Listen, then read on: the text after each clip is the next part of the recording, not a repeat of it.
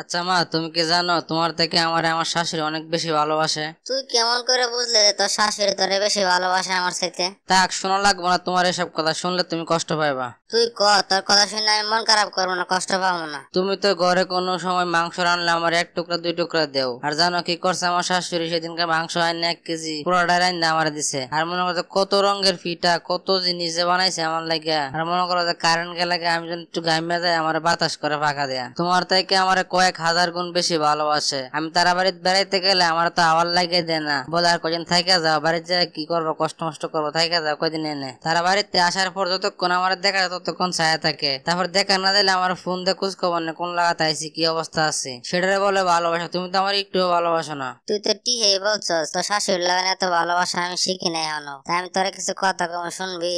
এখন তো আমার খালি শাশুড়ির কথা শুনতে মন চায়, তোমার কথা শুনতে ভালো লাগে না। আচ্ছা যাই হোক, কি বলবো বলো শুনি। তুই আজকে এখনই তো শ্বশুর বাড়ি যাইবে, যায় সাইরা 3 মাস থাকবে, থাকার পরে আসবে। 3 মাস পূর্ণ হওয়ার একদিন আগে আইবি না। যা তাইলে তুই এখন যা। হ মা, তুমি কথাটা ঠিকই কইছো। আমার শ্বশুর বাড়ি 3 বছর কে, 3000 বছর থাকলেও আমার হইতে লইব না। আর আমার শাশুড়ি এত ভালোবাসে, আমার তো আইতে দিব না। এনে থাকতে আমার আর ভালো লাগে না। যাও তুমি, তাহলে একলা একলা বাড়িতে আমি বলে গেলাম। কিরে, তোর না আমি কইলাম 3 মাস পরে আইতে, তুই এখন 1 মাস পরে আয় বললি কে? কারণটা কি? কি আর কমু তোমার আম্মা কথা। আমি যাওয়ার পরে আমার শ্বশুর আমার শাশুড়িটা কেনে কইতাছে, কিরে জামাই না কালকে গেল, আজকে আবার কে লাগে আইলো? তোমার শাশুড়ি কইতে জামাই নাকি আমার লাগে মন খারাপ, তাই দেখতে হয়েছে। আবার শাশুড়ি কইতে 2-3 দিন থাকি কেমন চলে যাবো আবার। আর আমার শ্বশুরে কইতেছে, কি শেষরা জামাই রে, লজ্জা সরম কিছুই নাই, 15 দিন থেকে গেছে আবার আসছে শেষরার লাগান। সেই কথা আবার আমি শূন্য ফেলালাম। শূন্য চিন্তা করলাম যা কাছে যেতে 3 মাস থেকে যাই, দিই পরে কি হয়। কয়েকদিন যাইতে না যাইতে কি শুরু করলো আমার লাগে, মাছ মাংস তো দূরের কথা, সকালে খাইছে দে ফান্তা ভাত, তারপর আর করতে যাও জাল দিয়ে কটা মাছ মারে নিয়ে বন্ধুতে।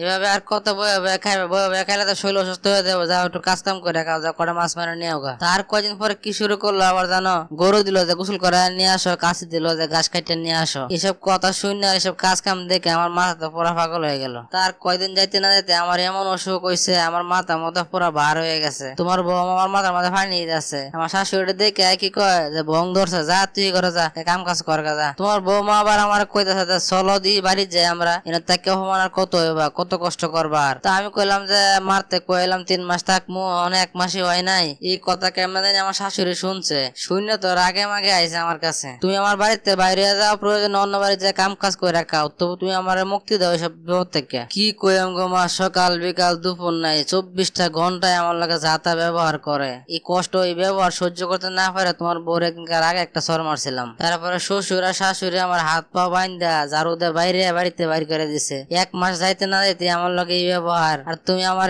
এত বছর পারলা, একদিনও তুমি আমার লগে এরকম খারাপ ব্যবহার করলা না মা। আমি যদি কোনো সময় অসুস্থ হয়ে গেছি, তুমি আমার মুখ তুললে খাওয়াই দিছো, সারা রাত বসে আমার পাশে কান্নাকাটি করছো, আল্লাহর কাছে দোয়া করছো। মা তোমার লগে আমি বড় অন্যায় করছি, তুমি আমার মাফ করে দাও। পৃথিবীতে মা আর সন্তানের ভালোবাসা কোনো সময় কেউ ভাগ করতে পারবো না। মা এই সন্তানের একমাত্র প্রকৃত ভালোবাসা, আর কেউ ভালোবাসে না মা। মায়ের মতন এত আপন পৃথিবীতে আর কেউ হয় না, কোনোদিন হইবেও না। মা আমি বুঝতে পারিনি, আমার মাফ করে দাও।